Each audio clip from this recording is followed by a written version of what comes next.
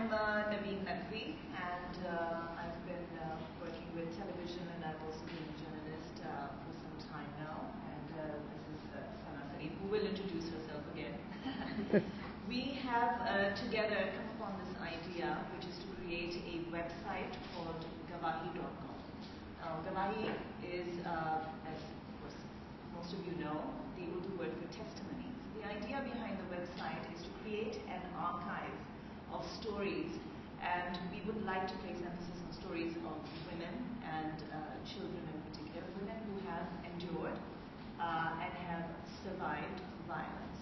That is the basic premise of this website, which we just started talking and thought that it would be a really great idea, and we got this grant, so it is going to be possible because of the Take Back the Tech grant that we're getting.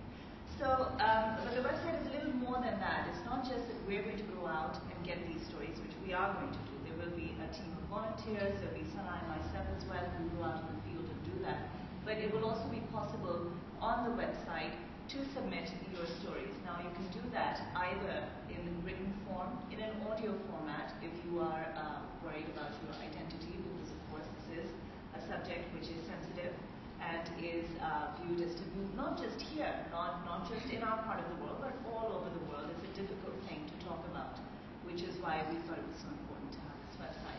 You'll be able to submit your own stories. We would also encourage other people, if you find, for instance, you find a story of somebody that you know and you want to share it with us, you can do that. You can send it in to Gawahi.com. We would do some very, very minimal editing just to clean it up. And apart from that, it would be very much in the way that you would like to tell your story, or the story of whomever it is that you know.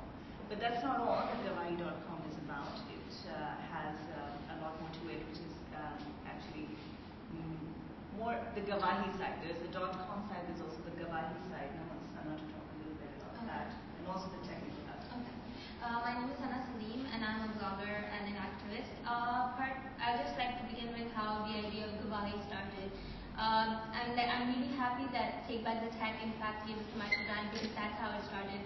I became a part of Take Back the Tech campaign last year, and this year in June, we were part of the Feminist Tech Exchange, where we had a 5-day workshop where we were taught how to make digital stories and then use the digital story media to talk about maybe abuse in our life, or if we've been witness to some kind of abuse and how we want to talk about it. So my own experience with those 5 days, and with my own stories and with the stories of people that I saw, and the whole process of the story circle was so powerful that I decided that there was something that had to be done about that. And so the idea of Gawahi stemmed out. Because I write often about rape, about abuse, about pedophilia, and about different kind of things that's not talked about, I think that something like Gawahi, which asks for stories of people, is important because it puts voices, faces, and stories to actual digits. All we see about rape or marital rape or pedophilia, for example, is just digits. There are no actual people who are talking about this. And since this media is so strong and so effective, what we plan to do is hear from the people who've been affected by it. We're not expecting rape victims to come up with their stories. That would be too much to ask for. But normal abuse, even child abuse, even children who've been molested and grown out of it. We need stories of survivors, all kinds of stories. And even in a lot of instances, people who've witnessed, children who've grown up in families who've seen domestic violence.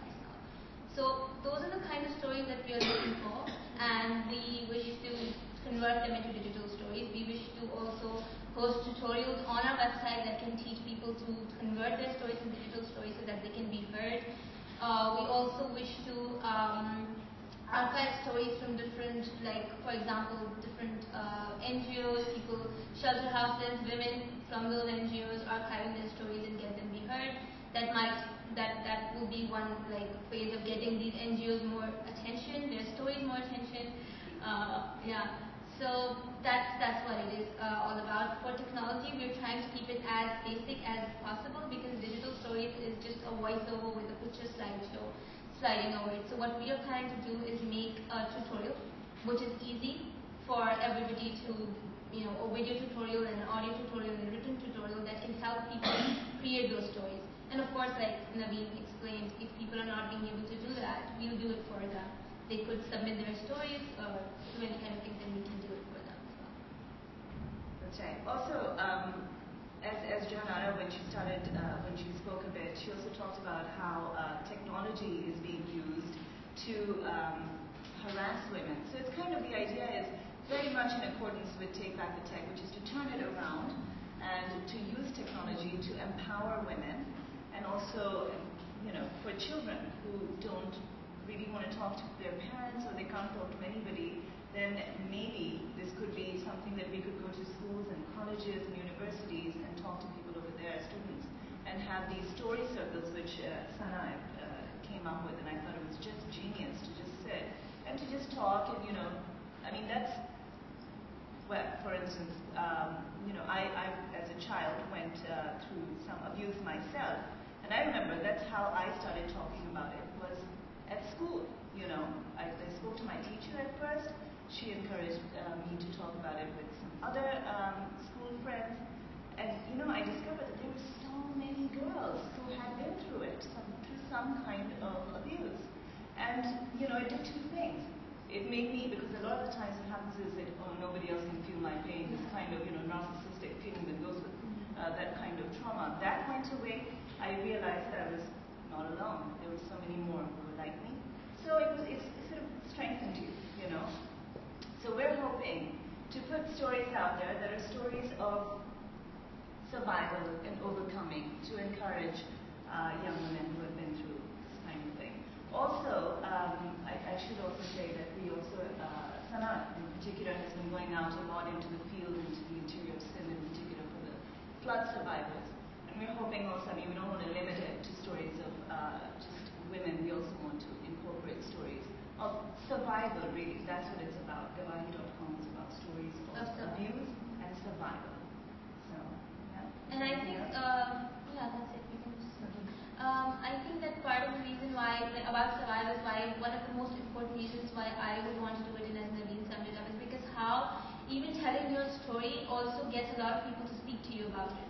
Like during the story circle that we were a part of, it was basically 2 days. That was a story circle, and 3 days for that. It was extremely difficult for someone like me, perhaps, to come up with my story. I had never spoken about the abuse that I had faced as a child. That was the first time that I had spoken about it. It was a very difficult thing for me because I had not even spoken to my friends. I had not even spoken to my parents about it. The first time that I spoke about it was with some friends who didn't know me as much, and with complete total strangers. So for Gawahi and the story circle is especially very, very close to me, because I know how nicely how effective these things are, and how these story circles can actually bring out those things. And if we do understand that, of course, it's not just putting out your story, putting out a digital story is not, like, it might seem like it's not much, but it really is cathartic. It really is.